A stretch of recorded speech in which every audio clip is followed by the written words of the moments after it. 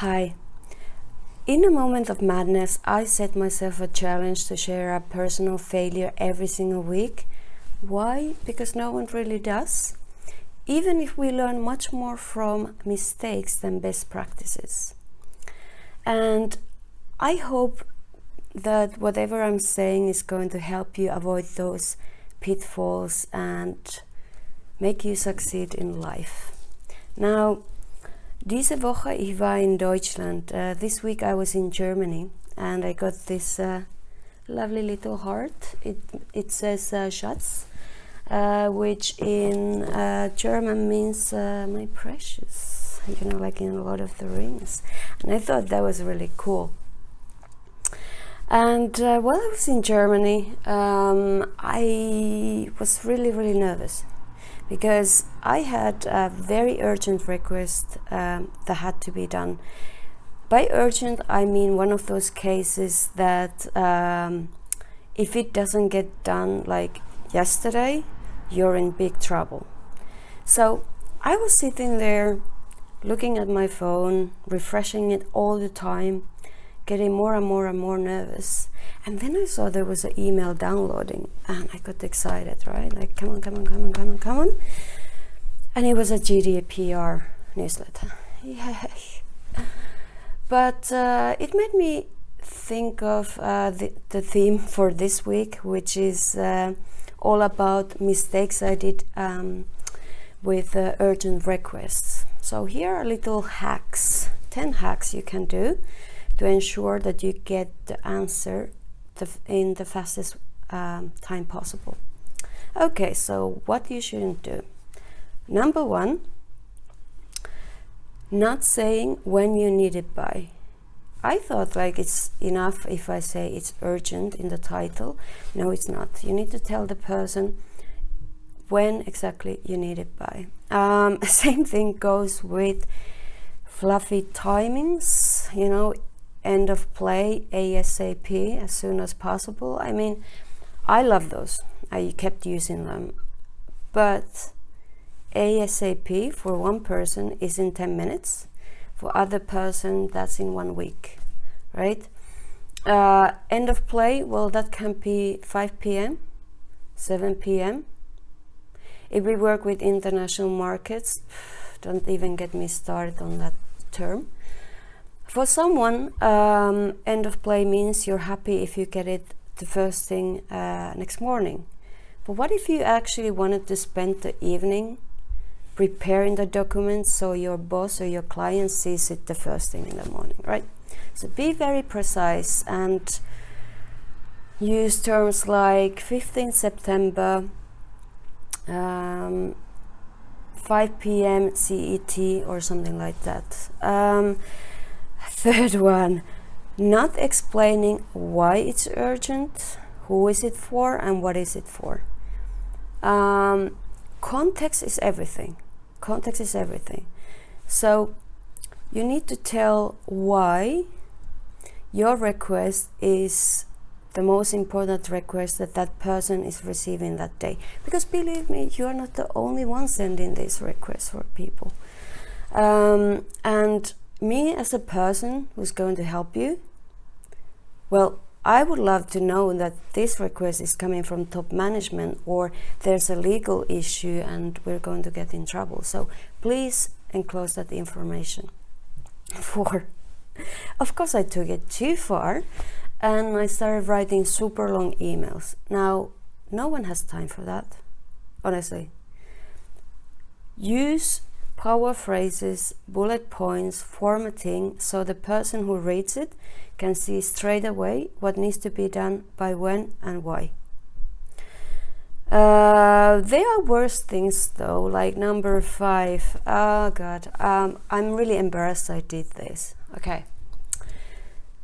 Expecting the person to go through the whole email chain to figure out what they need to do, what's the issue and what the task is.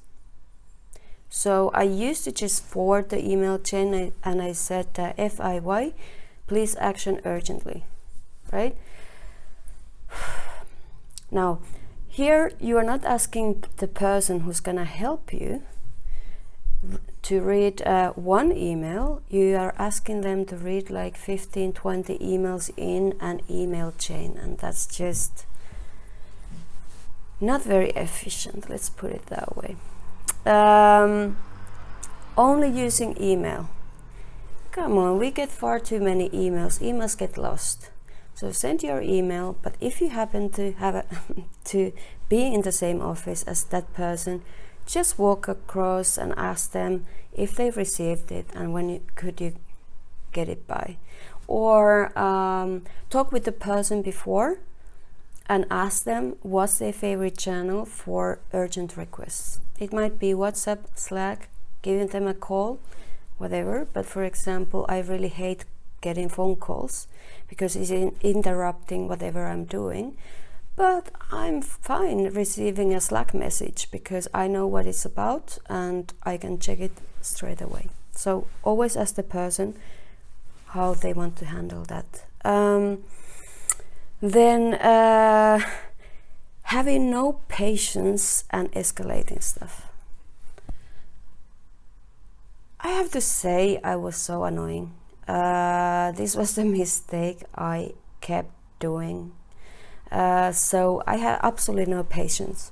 So I sent a request, I didn't get something like this. So then I contacted their colleague. And this didn't only annoy them, but it wasted their time because you have two people who start working on the same request. Escalating stuff. Again, I escalated stuff after a few hours, but you do realize that that person is now not going to help you because they need to speak with their boss and managers and have these calls and emails, and it creates a lot of bad blood, so don't do that. Not adding relevant assets and links.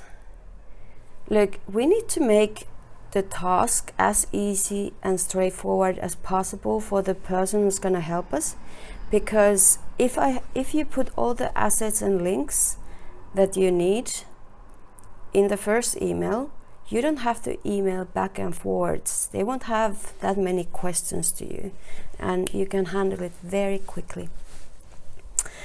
Oh yeah, being the girl who cried the wolf. Now, a few years back, everything for me was urgent. I said, this is urgent request, this is urgent request. Yeah, like adding a phrase on a website. Why? Because client wanted it. Well, that's very different than having a legal issue which you need to deal with straight away. Let's say image copyrights or any statements that are on the website. And problem was that as I put everything urgent, well, people start ignoring my emails because the value of urgent, more you use it, more it goes down. So use urgent only if it actually is urgent, or you're gonna get ignored. Last but not least, number 10. This is hugely important. Not saying thank you. Okay, so I've been waiting for this email. I've been waiting for this thing to be done. I'm nervous, I'm frustrated, I'm under a lot of pressure. And then I get an answer. Well, I was thinking, what's about the time? And I didn't say thank you. That's a really rude and stupid thing to do, because that person has stopped whatever else, other thing they've been doing to help you out. So the least you can do is to say thank you and appreciate their help. Now, I have to say that I still keep falling back to my bad habits quite a lot. So what I tend to do is when something's urgent, I'm under pressure, I write the email, but then I go for a little walk and come back and have a look at it and think, is this clear? If I would receive this email, would I know what to do, why I need to do it, why this is the highest priority? Do they have all the assets and links they need to do this request? If the answer is yes, then I press send. If not, then I amend it. So my advice for you is try one of these tips next time, and you're gonna see how one little tweak is going to make a huge difference. Thanks guys, I hope this was helpful. If you liked it, please give me a thumbs up, tell it in comments, and if you didn't like it, just let me know how I could improve this and topics you would be interested in. I will be sharing my next personal failure in a few days time. Have an awesome day and speak to you soon. Bye.